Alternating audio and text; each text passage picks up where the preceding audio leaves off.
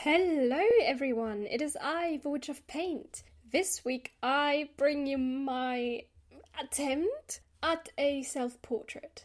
From the get-go, I have to say I am not great at portraits in general. Human faces are just hard for me. Sometimes it clicks and I do get a great face, but I have yet to create a proper self-portrait that doesn't look like that's another person and just looks like me. This is technically my second attempt even at the self-portrait. The first one looked weird, so cut me some slack with this painting. I am still learning about portraiture. I know I can paint other things, but I just wanted to step out of my comfort zone a little bit and just paint a self-portrait. And obviously I'll share my process with you guys, even though it's not a perfect masterpiece or whatever. The reference for this picture is from 8 years ago. It was on a medieval fair. Dad, I think, took the picture of me there. It's why I'm dressed up, basically. That's what I wanted to explain. We were on a medieval fair and I was dressed up and I just kind of thought, this picture is nice, maybe I can paint it. Could I have chosen an easier painting to do by, say, picking a picture that was a little easier for me to paint? Yes, I could have definitely done that. I probably should have done that, but I thought, why not challenge myself? I mean, it can't be that hard, right? I started the whole drawing by trying to draw out a grid that has somewhat similar proportions to the grid I already had on my reference from my first attempt. In my first attempt, I wasn't making sure that the ratios of the two grids were the same, so this time I did make sure that they were at least similar. It went better this time, with the grid at least. It didn't really help me much with the proportions of the face, but it's okay. It's fine. I know some people don't like using grids for art because it doesn't actually help you all that much with proportions and everything, but in the case of portraits, I just needed something. I do try to also draw myself some other guidelines, I'm just doing whatever I can to try and get this painting to look as much like me as possible, even if in the end it's not going to look a lot like me, Once the grid was down, I got to sketching. Now, because human faces are so gosh darn difficult to draw, I struggled a lot at this stage. I couldn't get the eyes right, I couldn't get the nose right, I couldn't get the mouth right, to be fair, smiling mouths are just really weird to draw. I don't know why I chose to go with that reference where I was smiling, but honestly, finding a picture of myself where I'm not smiling is difficult. And I had actually thought to myself, what if I just go along with it? And I gotta learn to draw smiling mouths somehow, so I'm just gonna try and do this, like this. I don't know. This is technically all about just me trying to learn how to draw a portrait, and it's not going perfectly well. It goes okay. And I'm not here to bring you the most masterful portrait you have ever seen. At least not yet. I'm not at a level with portraiture where I can just post an amazing portrait of myself that looks sort of realistic. Maybe one of these days I'll manage to paint a proper portrait of myself and share it with you guys. I've even got a sketchbook now that's meant only for portraits, because how else am I supposed to learn, I just have to keep going, right? And I will. Anyways, this is why I'm going to be erasing so much at the start of this video, and why the sketch is taking around 6 minutes in the video at least to be done. In real life it took like an hour, maybe an hour and a half. I don't really remember how much exactly, but around an hour, definitely. That's how long I took with it. I can paint a lot of other things. I can paint cows, cats, landscapes, buildings, but human faces just stumped me. So I struggled an awful lot with the sketch of my own face. And even after posting the sketch on my Discord, which is down in the description by the way, I got some feedback obviously and tried to amend the errors in the face, but in the end it still doesn't look quite like me. I don't know. I'm going to have to probably try this again at some point, but right now I am so done with painting portraits over and over. I mean, at least I didn't fail so spectacularly with this portrait that it looked like absolutely unshareable. Like, I would not be afraid to post this kind of artwork. One of these days, maybe if I'm brave enough, I'll redo this portrait, and maybe then I will manage to do it in a good way. Not that this portrait isn't any good. I mean, if I was going to rate it, I would put it at a sort of 7 out of 10. It doesn't look horrifying, it just looks a little awkward, like the features are still slightly in the wrong place, if you know what I mean. That's all. This is not a horrible portrait, it's just not the best either, For a moment I had considered using ink to outline my sketch, my portrait, basically, tell me where the lines are, but in the end I opted against it because I wanted to make this more realistic, and ink would take away from that, I suppose. So once I'm okay with my sketch, I decide, okay, we're just gonna jump in with the paints, so let's erase it. And okay, it's gonna start out a little bit weird, I think. I use my Van Gogh watercolours for this. And this time I do have the names for all the colours. And I had recently learned about this technique called Cristal technique, which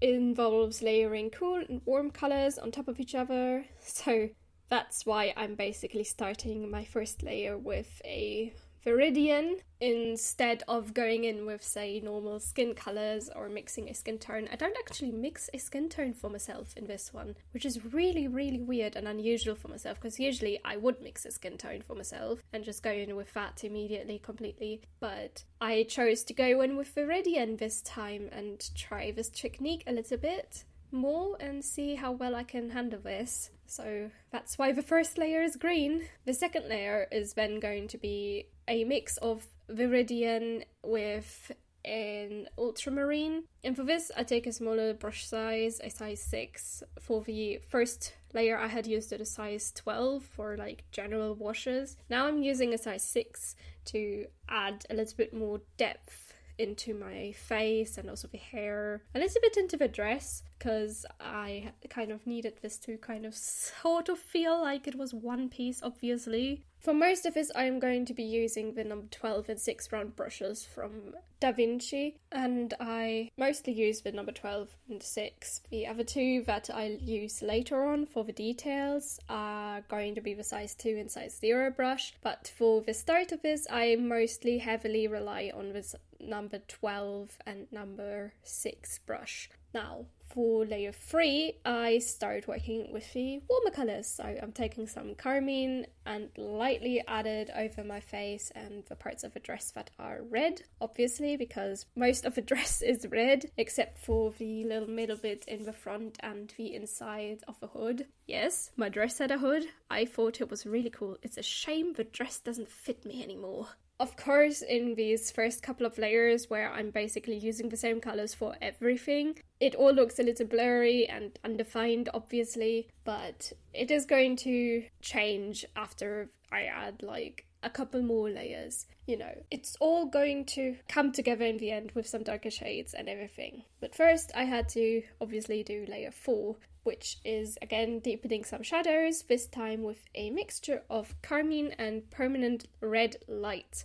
And then in the next layer I add a little bit of light oxide red over my skin and the hair, just to give it a little bit more brown tones and make everything look a little bit more natural, And then carmine obviously goes over my dress again and the wreath around my head as well. And then there's some yellow ochre that I'm going to be using for the light bits in the hood and underneath the lacing in my front of the dress. Probably should have waited with the yellow ochre, by the way, because I hadn't waited for the red to dry in the dress, and so it bled a little bit into it, but it doesn't really matter. I didn't really feel like it was going to do too much damage to the overall painting, if you ask me. Now, honestly, using this many layers is very unusual for me, which is why I get so impatient. Usually I just do like a few layers at most, but I don't usually spend hours and hours painting a little bit over the entire painting and then waiting. I usually just do small sections, let them dry while I work on other sections, and that's how I usually juggle my paintings.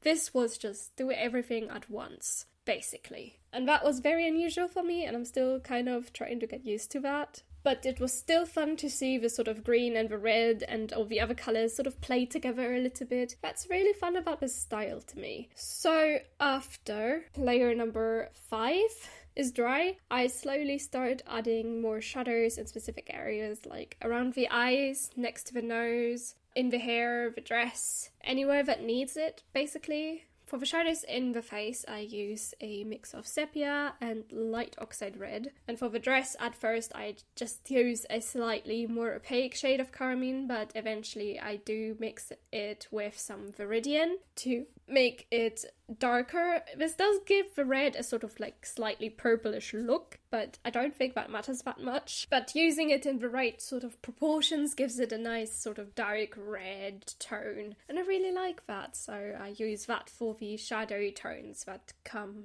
in the section where the sleeves meet the bodice of the dress. With a little permanent red light, I add a little bit of blush on my nose and on the cheeks. Now, because of the little laugh wrinkles, sort of, I'm getting on either side, because I just had to smile. The lower part of the cheeks is going to be darker to sort of suggest that there is a sort of fold there, but I don't draw them as straight up lines, because then I would end up looking like a grandma. And I do not want to look like a grandma.